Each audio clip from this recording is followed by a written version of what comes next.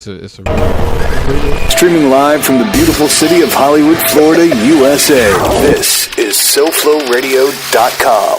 It's time. You're listening to The Spot. Fellas, I'm ready to get up and do my thing. I want to get into it, man, you know. Let me tell you something, man. These are everyday common folk, working people out there. These laborers. You play the game when you're working for them. Who you talking to like that? Nasty. Talking to your ass. Damn, y'all look good in the government check. Yeah. And now, The Spot on SoFloRadio.com. Bitches.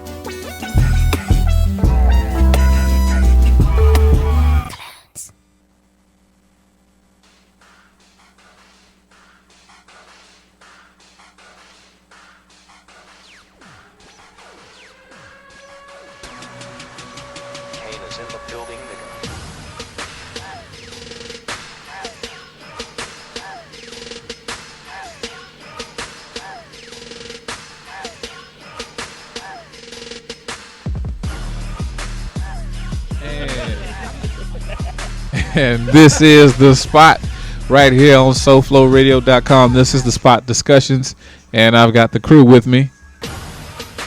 You feel free to talk. Oh yeah, this is Dree. Hey, Oh, yeah. how you guys? Yeah. How you guys doing? Oh my God, Yeah. okay. And the cage man off in the corner over there. Your boy AB, man. How y'all doing out there? Tell him again, AB. This is your boy AB, man. All right. And we've got Ekandem.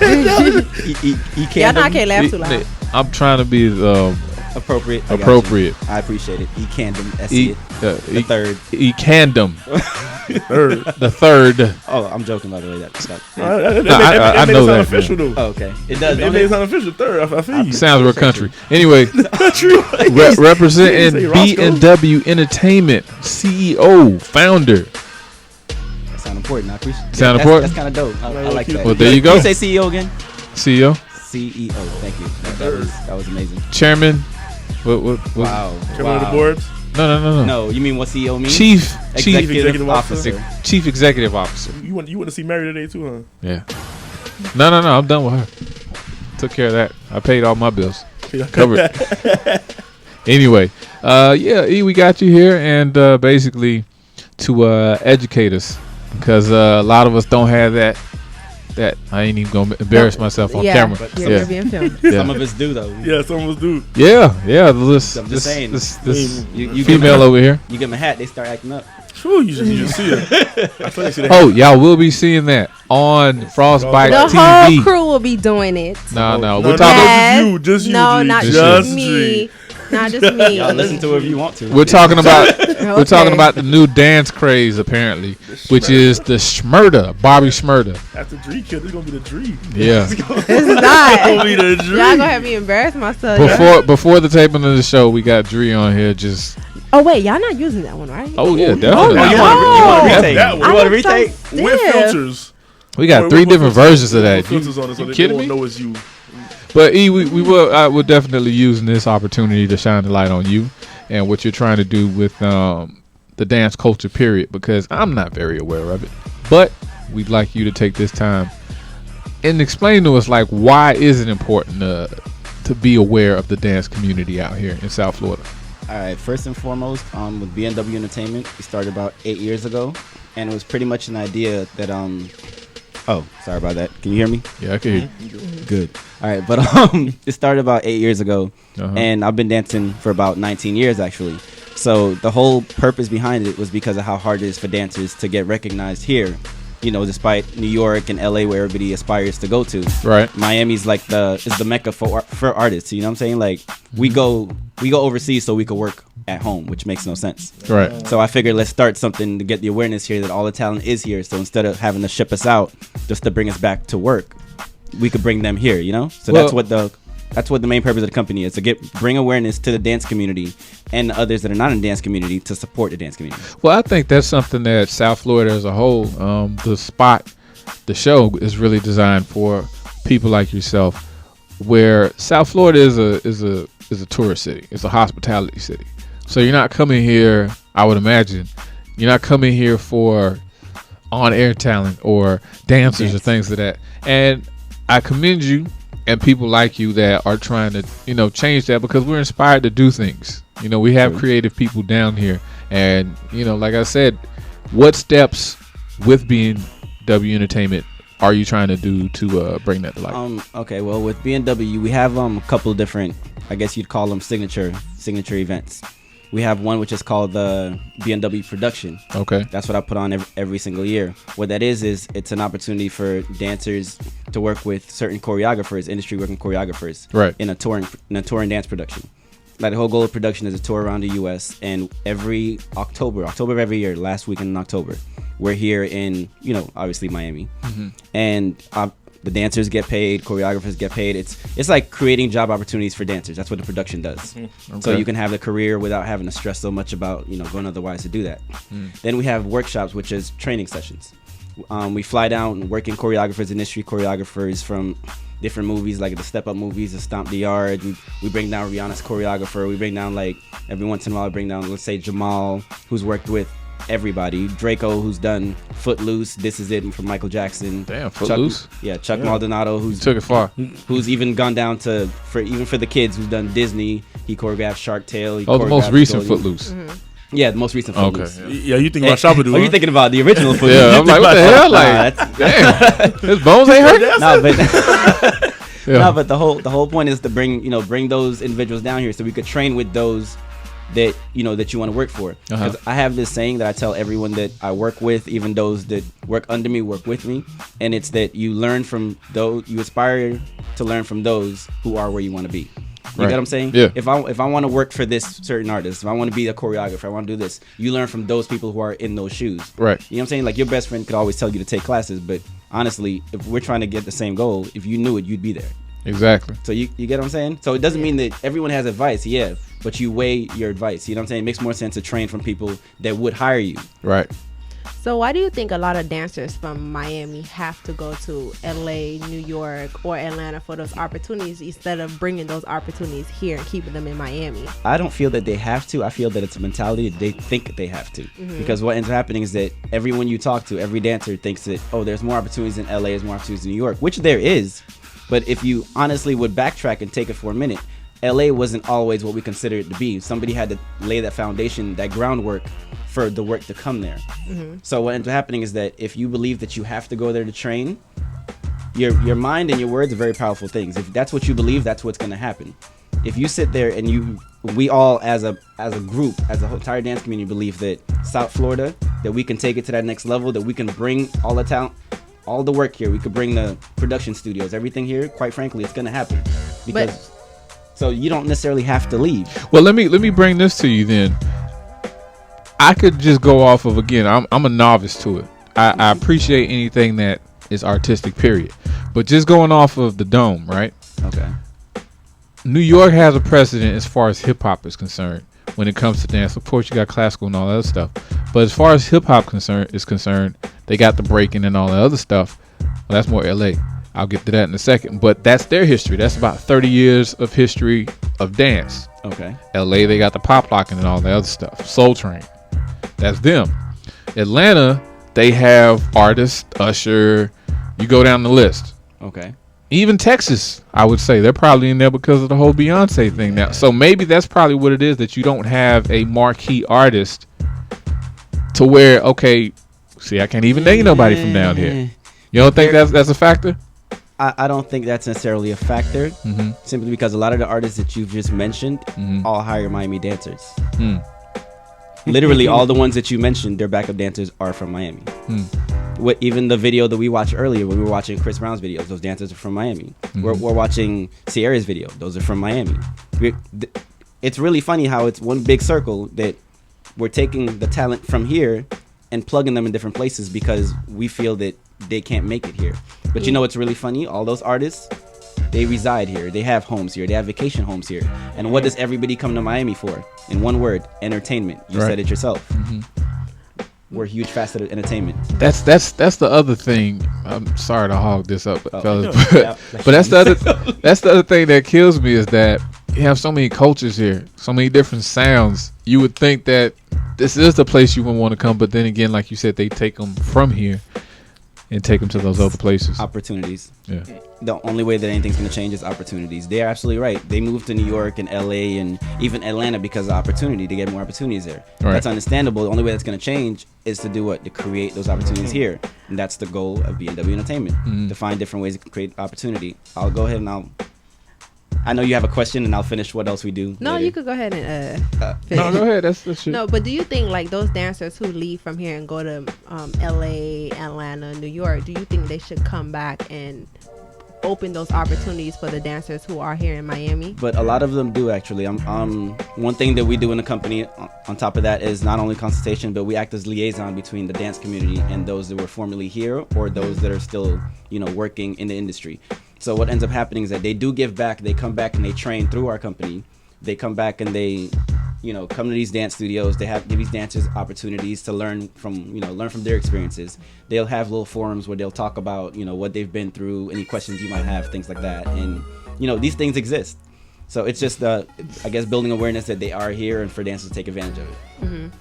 Well, how do you feel like from when you first started B&W Entertainment until now? Like give us kind of like a backdrop of the startup. The startup? Yeah. Wow. If I tell you guys a startup, you're going to look at me like I'm crazy. Ouch.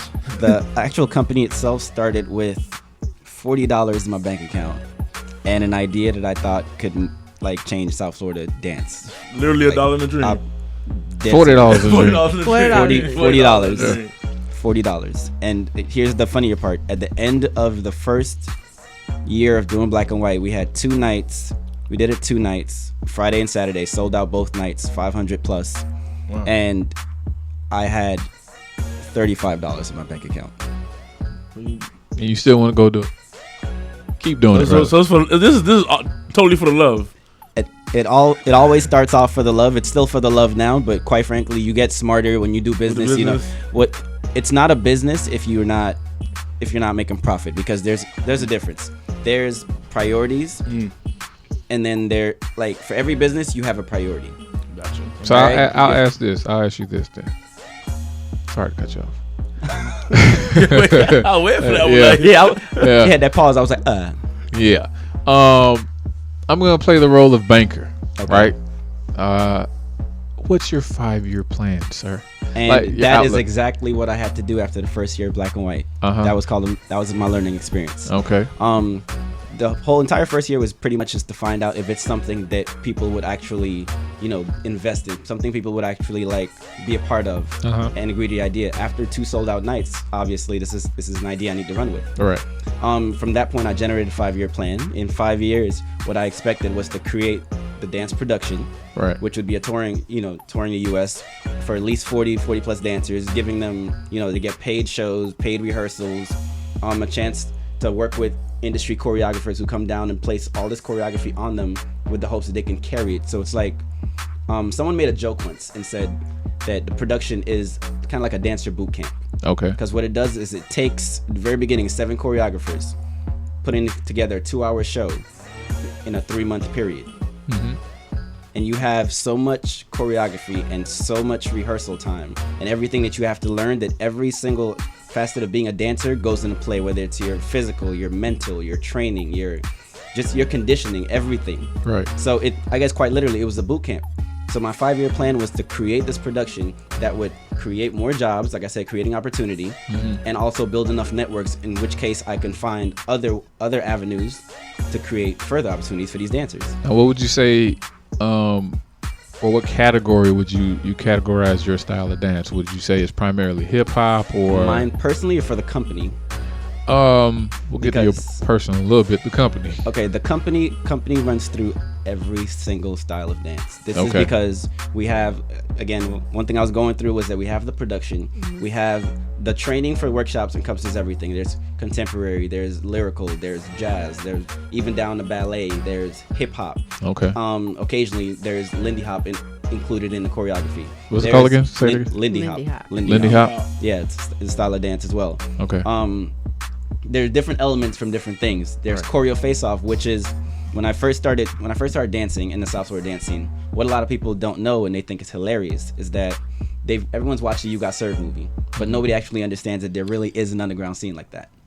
Yeah. So exactly. Because So a lot of dance studios here in Florida, I know Euphoria used to do it a lot. they used to do it, and Euphoria is one of the studios actually that started getting involved in the underground scene.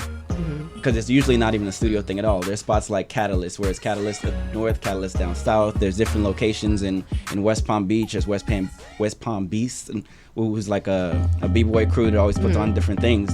And what I did was Choreo Face Off. I tried to take the commercial world and take commercial world and the underground world and put them together in like a dance competition for $3,000. And all it is like you bring your crew, you bring your 6 people, you do whatever you want, because the underground, they don't like hearing the word choreography because they are freestylers. That's what they do. They're great at it. They're poppers, they're lockers, they're they're breakers. There's even tap dancers in the underground world. Like there's no limit to anything. But some of them don't want to be commercial. So the thing is, we're all a dance community, so we have to all come together at some point for it to grow. You get what I'm saying? Right. Yeah. Like all that's gonna happen is you create more opportunities. We have feature films that use freestylers every 12 seconds. There's a freestyler. But those freestylers won't go to an audition because they don't know, because it's commercial. They're in the underground scene. Yeah. You get what I'm saying? Yeah. So sometimes ignorance is bliss, but in an industry like this where you are a dancer and this is your craft, ignorance really is death. Like you get what I'm saying? You have to know about your craft. Okay, this is on the same topic of dance, but a little off topic. How do you feel about the pay with dancers now? Because I know they have Dancer Alliance who pretty much are fighting for dancers to get the pay that they deserve, because the hours you put in as a dancer, the rehearsal time, and then the work the artist or the production wants you to do, like you're getting paid little of nothing. So how do you feel about that? What's up with the check, man? What's up with the check? That's why I tip my dance as well. No, because no. You like my dance? No, because No, like, not them. even me being a dancer, I know the dancer struggle exactly. as far as the amount of hours you have to stay on set and you're barely getting paid anything. But that's the hugest part in that, which is also what we do, is education. As a dancer, you're only as strong as your knowledge base. If you don't know, you really will get taken advantage of, because guess what we're trying to do? We're all trying to make it. And as much as we hate to mention it, the dream of making it is stronger than your drive to say no. So what ends up happening is that we have groups like Dancers Alliance, like you mentioned, who's partnered up with SAG-AFTRA, which is a union. So it's kind of like, it acts as a dancers union where you can always call and get information. We have, as a dancer, you want to make sure you use your agent, because your agent's the one that takes care of your contracts. Make sure if you're on set for more than 8 hours, they cover the overtime. They cover your overtime. Well, I know about that overtime. If you're on set and they ask you, okay, we want to dance. You want to dance in water. We like this stunt that you did one time. Do it again. That's called, you get hazard pay. You need to shoot a text message, step to the side to your agent. Bring your own wardrobe. They gotta pay for that. You bring your own wardrobe. You get paid for your shirt, your shoes. That's education. You have to know. You know what I'm saying? If you don't know, then like. Because do you think a lot of dancers feel like, because the opportunity is here, like I don't care if they're paying me like $1, it's an opportunity of a lifetime, so I'm gonna do it. I know for a fact if them dollars don't add up, I'm like, I'm not gonna do it. But guess what? That's because you're actually confident that you are worth more, and secondly, you don't feel like you were going to die without that paycheck. A lot of people, they let their hunger drive their need, and that's and it's not like they don't feel like they're selling out because they're like, well, I need $100 to pay my bills. Guess what? If you were to stick together with all the other 40 dancers in the same video, and we said we're not going to do it for anything less than $400, guess what happens? Your $100 that you needed for your bill now became $400. Exactly. And how should dancers educate themselves on, going being into savvy? The world? Yeah, being business, because it's still a business. Like and you're a brand. I was just going to say that as a dancer, once you understand that you are a business, you are a sole proprietor of your own business, whether you choose to or not, and until you start treating it as such, you will be broke. And the only way to know better is the same way you do research on everything. People will go to Google off a conversation, but they won't go to Google to find out about their craft. Yeah, that's really funny. People will go to Dance Alliance website, dancealliance.org. You can go to that. They have everything from for working dancers to stage performances to music videos, networking opportunities. Definitely. Every time you hear about a dance workshop, or every time an industry choreographer comes down, they always have forums at the end of their workshop. So even if you can't make the workshop, you make a forum and you can ask any questions you want, or you just listen to their experiences, because they'll tell you. And you want to learn off of their experiences, because as much as you might not say it, you want to get to where they're at. You know what I'm saying? You want to be in their shoes. Yeah. And what advice would you give young dancers? Dree just taking over the damn interview, isn't she? She's good. It's because she got that voice. Yeah, this that's a what it woman. is. No, that's not the voice. All right, I'll take it Ain't back. the voice. No, that's AB, not y'all can't see it from that angle, no, but AB like- just gave the like, craziest He just had side this eye. look. You No, need to move over. And if so y'all they could see him, he just gave that look in the This your pink shirt. expertise though, so you With with a pink shirt. a pink shirt. Gave a side eye with a pink shirt on. The nerve. I'm not used to this. But Drew, you were saying? No, like what advice would you give young dancers breaking into the industry? Because we do know like it's very, very hard. A lot of people, see like, okay, I want to go and dance for backup for Beyonce, but they don't understand how hard it is to even get booked for an audition, You have to first understand that if whatever you want, any goal that you have, you are gonna have to fight for it. If it's worth having, you have to fight for it. And in anything in the arts, the creative aspect of the mind is it's the strongest and the hardest thing to control for any human being. Period. You cannot control that. But the whole thing about Let me our write craft, that down. I gotta rewind that. No, the whole thing. that. The whole thing Cue about our that. craft is that what we're trying to do is we're trying to take all this work and everything that we have and hone it into something that's organized. And until you understand how hard that is, you cannot just get up and go dance with somebody, because guess what? Everyone has a thought. Everyone has a dream. You are one of 1,000. So what's gonna make you special enough to get up there? You're gonna make yourself special enough to get up there. You're gonna train. You're gonna work. You're gonna network. You are a business. No business survives without marketing. No business survives without networking. No, who you know will get you the job. Your skill will help you keep it. So let me ask you this. Bringing it back to your 5-year plan or goal. When it's all said and done, what accomplishments do you want B&W Entertainment to have set? Honestly, Or standard that you with have set? B&W Entertainment, the standard that I've set, and I'm very happy about it actually, is the fact that although there's so many different things, different events going on in the dance community, one thing about B&W Entertainment is that quality over quantity. Okay. If you want the proper training, you're gonna come to B&W Entertainment. If you want proper information, you're gonna come to us for consulting. If you want to get in touch with the people who are actually working dancers, not someone decided that, oh well, it's Tuesday, I'm gonna teach a class because I made this dope behind choreography in front of my mirror. That's great. But you come No shade. I'm sorry. But the whole thing is like, if you truly decide that this is what you want to do, this is a career move, I'm trying to design the company to a point where it can show you every single step you need to take and help you further that to the point where you become successful without you having to like search and do everything yourself. You get what I'm saying? Like, we're the helping hand. Back in the day we had encyclopedias. Now we have a computer. That's what we want to be for the dance community. That's my whole goal. Be the Google. You know what I'm saying? I want to be if you want to make it, I want to make it. How do I do this? B&W. That's what I want people to think. You get what I'm saying? Yeah. And that's the purpose. It's not the company. Yeah, obviously you want to make some money, but the company was not created to make revenue. The company was not created for me to become a millionaire. The company was created for the dance community in South Florida to grow and flourish, so we could all be millionaires. But it don't hurt if it If does. Oh no, I mean, Don't hurt. no, it doesn't hurt. But one thing I Maybe will a couple- not do is that I will not make $1 million off the detriment to the dance community, because that's not what I started for. Come on. Now, how has social media helped the dance community? Because I see a lot of dancers that are on YouTube now. Yes. That's very creative. Like, concert videos are dope. And some of these dancers are even getting picked up from these artists based on their videos. That's their dance reel. It's done both. I mean, just look at Bobby Shmurda. Yeah. Exactly. Killing it. But Throw the hat But up. no, like remember those the Leslie, I think the Leslie twins. Les Twins, they're the on tour Les with Twins on Beyonce Beyonce. Of course, they started off on YouTube. The guys who did the Run the World video with Yes. Beyonce, those two African guys were on YouTube. Here's the thing. Hold on. He has a two-way side penis in this. Yeah, it's, You cut your mic off. Les Twins, isn't that the dudes that Chris Brown was trying to get?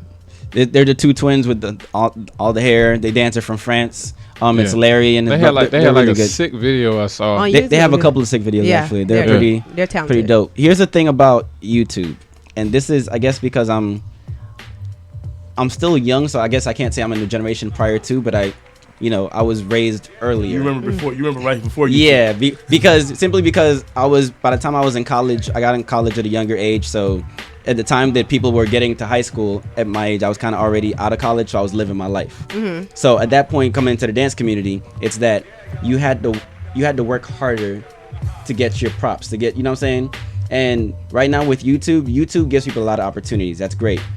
YouTube gives people popularity. It gets you seen by certain artists that would never look at you. That is the plus for it. I will never take away from that. That's social media. That's amazing. But However, social media sometimes, I don't want to say social media, because specifically YouTube sometimes taints the ideas of dancers in that you don't have to work hard to become a great dancer. You just have to come do your own. Much love to YouTube, by the way, who's showing the show, by the way. Yeah. Oh, I appreciate you guys. It's not your fault. It's it's the dancers that the dancers. Some of the dancers that load these things up. YouTube. Yeah, but I apologize. Yeah.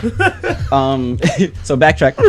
Okay, so what ends up happening is that some of these dancers that aspire to be professionals, what they do is they're like, oh, did you see this person on YouTube? They're amazing. They're dope. They're working for this person. So you know what they aspire to do? They aspire to create a video. Yeah. So they aspire to take the classes of these people that are not working choreographers that posted other videos because they like their choreography. So I personally know certain dancers that will pay $800 in a month to go take a class from somebody that they saw on YouTube, or $800 a month to create a concept video, $800 in a month to travel to go take a class of somebody that's not a working dancer, but they thought had a great choreography on YouTube. Because what ends up happening is that you have to understand your goals before you take any steps. If your goal is to become a professional dancer, to dance on tour, to dance in whether LA, to dance on Broadway, whatever the case